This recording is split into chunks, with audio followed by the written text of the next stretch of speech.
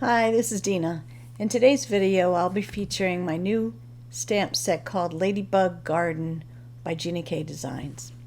I wanted to challenge myself by exploring a little mixed media to create a colorful and whimsical card.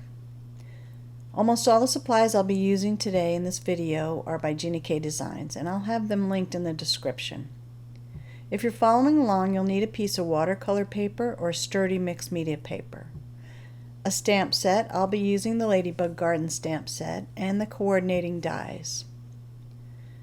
You'll need some dye ink. I'll be using the re-inkers, but you can use your ink pads as well. Some white embossing powder, a trusty heat gun, a spray bottle filled with water,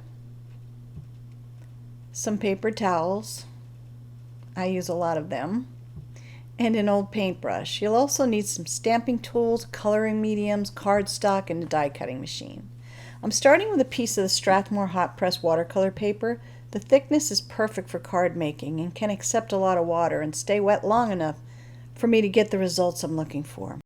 I placed my paper on the Sizzix stamp tool. I really like this stamp tool because it's large and it has a hard surface, which is what I need when I'm stamping very porous paper like this one. I dusted my paper off with anti-static powder and stamped the flowers with embossing ink. Because the watercolor paper is very porous, I had to stamp my images about 3 times to be sure I had enough ink to grab the embossing powder. I pour a large amount of white embossing powder over the stamped image for full coverage. And I lift my paper gently to remove any powder that does not stick to my image. If I need to add some more, this is the time to do it. And if any unwanted powder remains on my paper, I will carefully brush it off with a paintbrush. I'm using a fan brush here, but any paintbrush will do. I'll be heating my embossing powder with a heat gun, and I like to preheat my gun before I get started.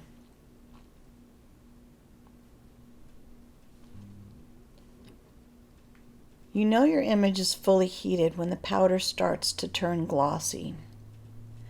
But be careful not to overheat the powder or it'll start to burn or crackle, and ultimately it can even peel off.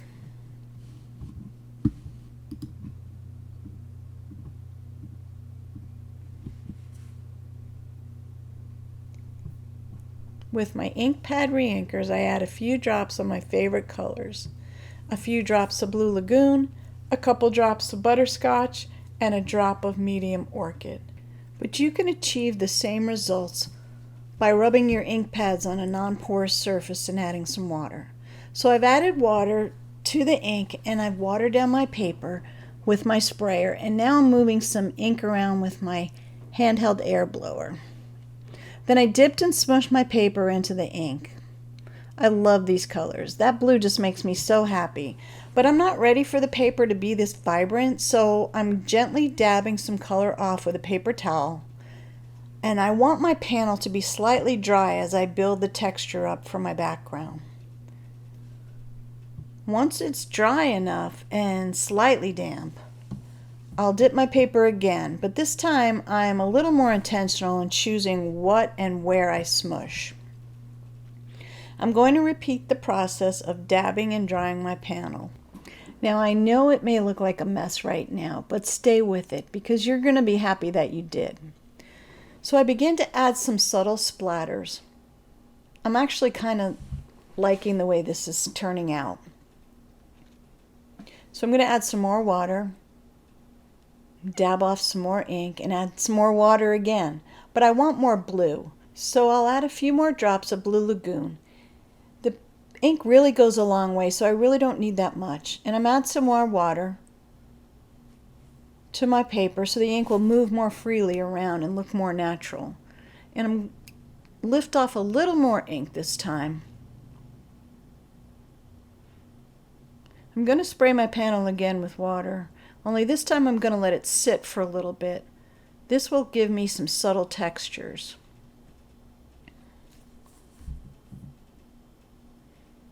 I'm going to soak up some of that ink so I don't waste it, and I'm adding a few more little splatters and a little bit more water. I know it's a process, but once you get into it, it's actually a lot of fun, and no two panels will ever look the same, as I'm going to show you later. I'm using my heat gun and my air blower to dry the panel almost completely before my next step. But first, I think I want to put a little bit more butterscotch. So I'm going to dry my paper just a little bit more, and I'll add a couple more drops of ink to my surface and water it down. And begin the process of dabbing and smushing, lifting and drying again. And again, I'm being very intentional about where I'm picking the ink up.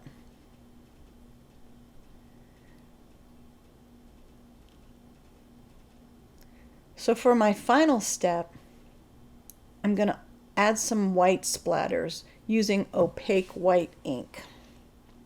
I really love splatters, so I'm going to definitely go to it. I just add a little bit of water to my ink, and with an old paintbrush, I begin splattering my panel. I find it easier if I use two hands for this process.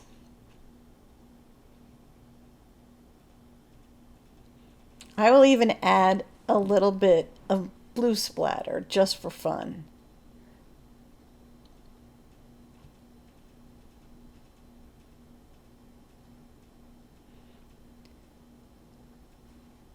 Okay, so now I'm going to dry my panel completely and set it aside.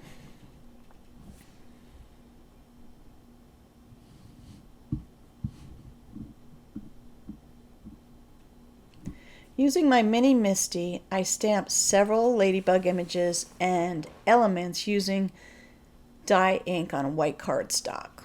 At this point, I'm still not sure where I'm going with this card, so I wanted to give myself a lot of options. I'm using Gina K Black Onyx dye ink for this step. I like to use my Stamping Bug tool to get a good impression. I love this tool because it fits my palm perfectly and it's really gentle on my hands. I'm stamping my images 2 times to get a good impression, and then I'm going to clean off my stamps with my tidy towel. The Ladybug Garden stamp set has quartering dies for every image in the set, including all the sentiments. I prefer to die cut my images before I color them because I don't want to spend all the time coloring only to possibly mess up my cut, which I've actually done.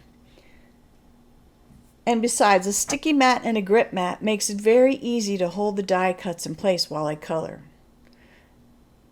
I will be coloring my images with Copic alcohol markers, and I'll add a Copic color chart to my corresponding blog post with a link in the description, in case you want to follow along. So as I begin coloring, I will start with the lightest colors first, as not to pollute my images with darker tones. My process is always going to be the same. I will first lay down my base colors, and then I'll build them up from there, going back and forth with light to dark and back again to get a really nice blend. So I'm going to continue coloring, and I'll be back shortly to put a card together. And I'll play some music for you while I do this.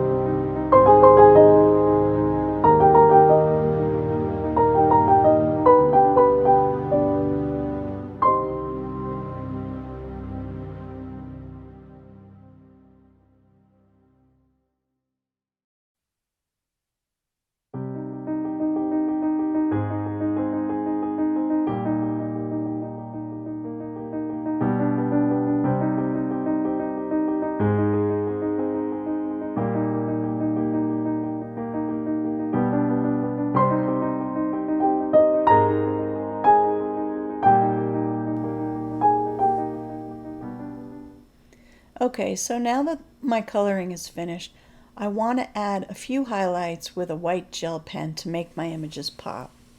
And even though the images are cute and whimsical, they're not realistic at all. So I'm very careful not to overuse this technique because it can quickly destroy some of the details. So if you're ever having trouble with the ink flow of your gel pen, you might be pressing too hard, or the tip of your pen might even be clogged. So make sure your tip is free of dried ink, and then you can gently roll your nib on a piece of scrap paper to get the ink flowing again. I decided to go back and add a little more color to my ladybug's cheeks. It'll give it a little more contrast before I dot them with the gel pen. And also I'm going to blend it out a little bit more. I always add 3 little dots to their cheeks. And as I mentioned earlier, no two panels will ever be exactly the same with mixed media. I made another panel with medium orchid more in focus, which I absolutely love, but I decided for the purpose of this card, I will use the panel with more blue. I'm going to select a few of my images for my card today, and I'll save the others for another time. Okay, so let's put a card together. I die cut this panel with a larger stitch rectangle die from Gina K's Master Layouts 2. And then I embossed a piece of white cardstock using Gina K's 3D Dainty Flower Field embossing folder. I cut and scored an 8.5 by 11 piece of cardstock to create an A2 10-fold card base, which measures 4.25 by 5.5. I refilled my glue press with my favorite Gina K's Connect glue and added some glue to the back of my embossed panel. Then I attached it to the center of my card base. At this point, I could have used a color card base, but I decided to go with white on white because I didn't want to take away from the vibrant watercolor panel. I added some double-sided foam adhesive to my watercolor panel to give my card some dimension. And if you follow me at all, you know I'm all about the dimension. I think it gives a card a little something extra and adds interest to an otherwise flat card. But at the same time, dimensional cards do have their place, and they may not always be appropriate. And not to mention, you have to give them extra care when mailing dimensional cards. So you may be wondering why I add glue to my foam adhesive. Well, foam adhesive is very unforgiving. If it touches the card too soon or it's not quite placed perfectly, it's over. So I add the glue to give myself some wiggle room and a moment to make sure my panel and my images are placed correctly. Off camera, I die cut a small stitch circle from white cardstock and cut it in half. I added some glue to the back of it and then I placed it on the top center of my watercolor panel. This will serve as my grounding panel for my ladybug. So now I'm going to start adding my images. I will add a small piece of foam adhesive to the back of my ladybug and add some glue so I can place her on the half circle.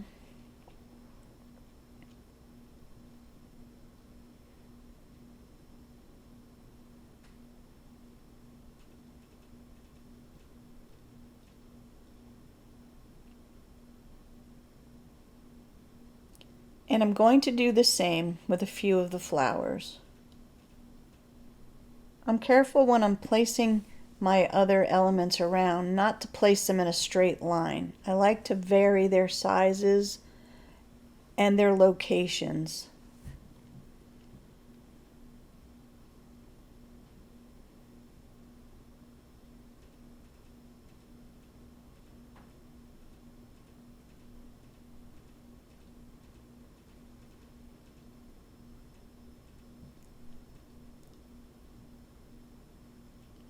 I'm going to add my mushrooms. I will add a piece of foam adhesive and glue first to the large mushroom and place it at the bottom left of my watercolor panel. And then I'm going to take the smaller mushroom, I'm going to add some foam adhesive and glue, and I'm going to place it overlapping the larger mushroom. trying to give a little depth to my card.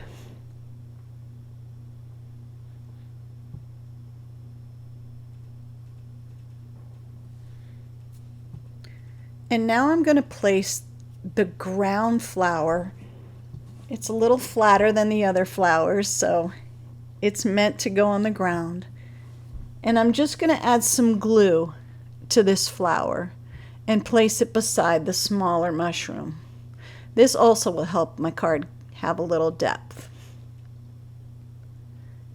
And then I'll place one more flower with foam adhesive and glue just above my ground flower.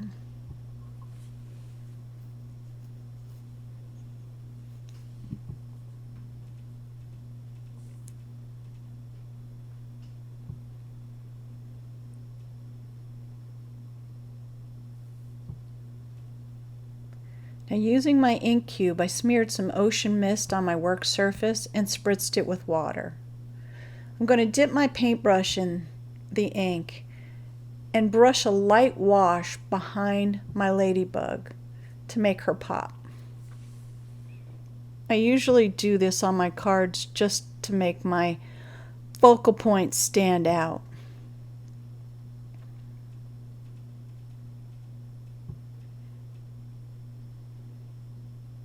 You have to be careful because this could get a little bit too much.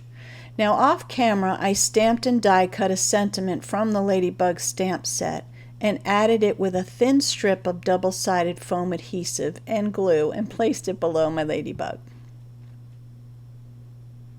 Now, to finish off my card, I added a few of my favorite Gina K Designs black mix pearls. I love the different sizes in this pack of pearls because it adds variation to my cards. I usually put a large and a small together. And then depending on the card, I might put another larger one or a smaller one.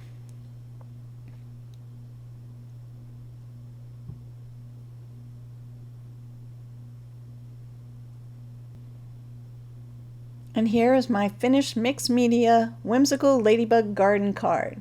I love these colors. What do you think? Well, I hope you've enjoyed this project today and will give it a try yourself. I'll have all of Gina K Design supplies that I used in this video listed in the description, and I'll also have a full supply list and color chart on my coordinating blog post. If you've enjoyed this video today, please consider giving me a like and subscribe to my channel so I can continue to bring you more videos, tips, and lovable crafting projects. And be sure to hit the bell to be notified when I drop another video. Thanks so much for spending time with me today. Have a great day, and I'll see you next time.